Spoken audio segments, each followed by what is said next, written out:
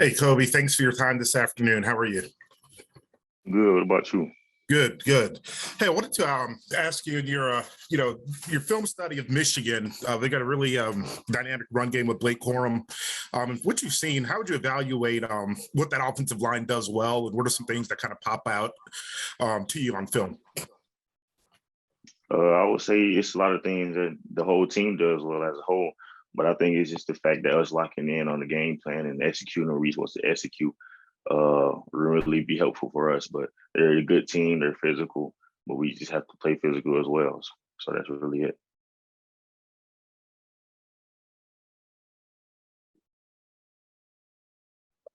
Joe.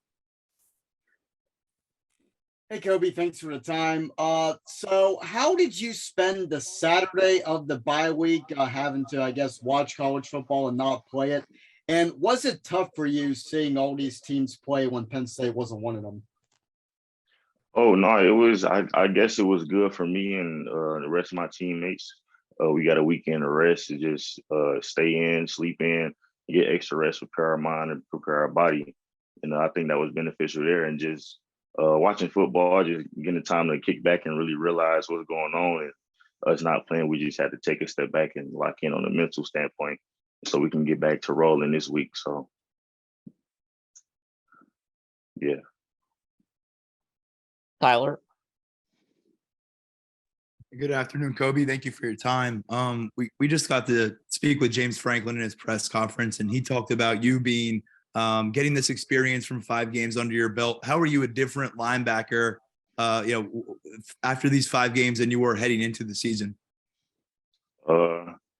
I would say I'm different from just playing football, just getting back to having those amount of reps under my belt and those snaps, and really just being comfortable out there. It's just I know last year I didn't have a tremendous role. My role has increased this year, and it's just all working out. So it's a difference. Well, just like the mental standpoint from coming in first game is kind of a different mindset in the middle of the season. So I guess that's probably the only change. Andrew. Kobe, thanks so much for your time. It's been pretty well documented that Manny Diaz's defense is pretty unique. A lot of pressures, using a lot of defensive backs, all those sorts of things. Going into this game against Michigan, a team that's pretty run heavy and runs the ball pretty effectively, why do you think, from your vantage point, why do you think your defense, the defense that Manny's put in, why would you say that scheme is going to be successful on Saturday?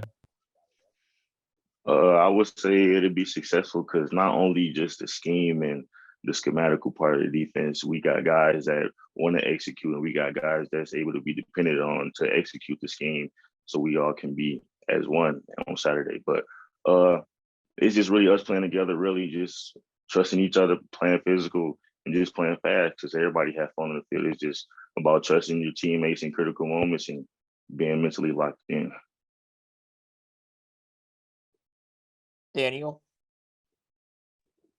Hey, Kobe, thanks for your time this afternoon. At this point in the season, how has kind of your relationship with Tyler Elsden grown? Like during games, how do you guys feed off each other or help each other along? Really, like during the games, we'll probably come to the sideline and talk about what we've seen, like the tendencies we've seen based off the stuff we were studying throughout the week.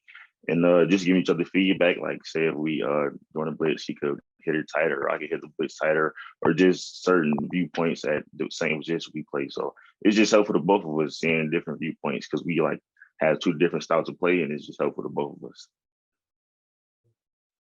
Alvaro. Hi, Kobe. Thank you for your time. I hope you're doing well. Well, despite their effectiveness, Michigan's offense has been put into question for not being very versatile and seem to constantly either run the football or drop back to pass. How are you preparing for them, and what stands out the most to you about them? Oh, first, what stands out most to me about them is probably their quarterback. He's probably the heart and soul of their offense, and just them as a whole. They're a good team. They got players. They got explosive players, and we got players as well. So that probably stands out because that's like a challenge there, and it's going to be a good competition on Saturday. And I just been preparing my mind, really locking in on my film,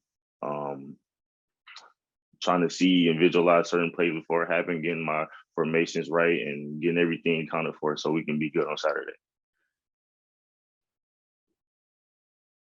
Tyler. Kobe, we've had a chance to see Abdul Carter play a lot of football lately. What has really impressed you most about his ability to get on the college field and make an impact right away? Oh, what impressed me is really just like I would say his work ethic and just like how he plays football. He's a football player. He's always around the ball, and he wants it really. So like that's just the thing about him that impressed me. He wants it. He came in competing. He came in talking a little bit, and it was just like, hey, he knew what he was going to be. So he's a good player, and I say his athleticism impressed me as well. Joe. Kobe, how would you say your relationship with Coach Diaz has evolved in the time that you've gone to know him? I say it's evolved a lot. It's like as well with the whole LB room. Like everybody wasn't really comfortable with him when he first came in because his role was he just had to watch. But when the year started, he was our coach. We had to lock in with him more and build that relationship. So it built with everybody around the room. But with me, it's just kind of a mental thing, like just learning defense, talking to him about defense, and then just talking to him about life, or we talking about school or something like that. It's just me and Diaz have a good relationship. John. Hey, Kobe, I jumped in right at 1:45, so my bad if I was a little late and you talked about this already, but growing up in Detroit, what has this week been like for you so far, and how are you handling your emotions, and what do you think your emotions are going to be like Saturday at noon for kickoff? Oh, I was just saying, growing up in Detroit, I don't know, really just getting a chance to play somewhere where I've been going my whole life is really a blessing. Taking visits to Michigan, but I'm at Penn State. So now just playing at home and playing where a lot of my family and friends can come see me is just probably like, I don't know, it motivates me a little bit. And it's exciting for me because I get to play at home, my home state, play against my home team. And I just get to go to war with my guys. So that's probably the best thing. It just excites me really. Donnie.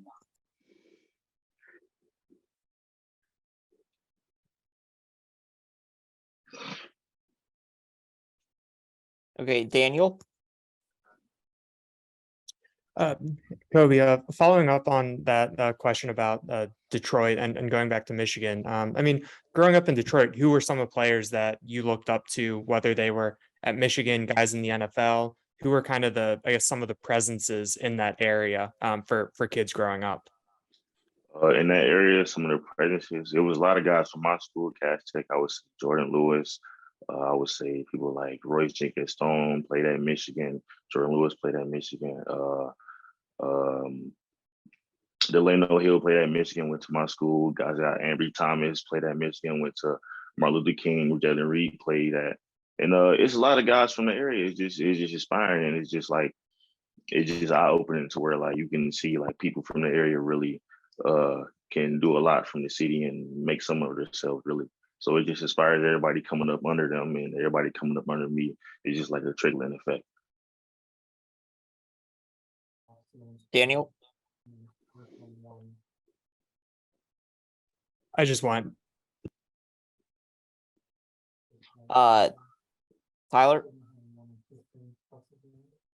Hey, Kobe, when you look at the defensive front, you guys got Keziah back in the last game. He seemed to play a lot, including some goal line work. What does it mean to add an experienced veteran like him at this stage of the season? And what does it do for the depth on the defensive line? I would say it means a lot to our defense, having a guy like Keziah back that we didn't have before. That was a tremendous player. It's just like finding a dog after you lose a dog. You get him back, and it's just like, hey, we can roll now. So he's a big part of our defense, and we depend on him a lot. So it brings a lot out of the team too, because I was a guy we depended on, and now he's back, and we get to have fun with him. So yeah. Andrew.